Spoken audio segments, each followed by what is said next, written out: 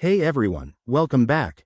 Today, we're diving into a quick and straightforward tutorial on how to remove a payment method from your Facebook page in 2025. Whether you're switching payment options, closing down a business account, or just tidying up your settings, this guide will have you sorted in no time. First things first, why would you want to do this? Maybe your card has expired, or you're no longer using that payment method. It's all about keeping your account secure and up to date.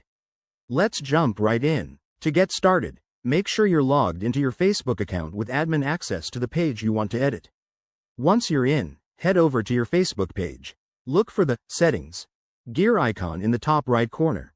That's your gateway to all the behind-the-scenes stuff. Click on it, and you'll see a menu pop up. From there, navigate to Payments or Monetization Settings, depending on how Facebook has organized things in 2025. Remember, interfaces can change, so if it's not exactly where I say, just search for Payment Methods in the Settings search bar. Now, once you're in the Payments section, you'll see a list of your added payment methods. Find the one you want to remove. It might be a credit card, PayPal, or something else. Click on it, and look for an Edit or Remove button.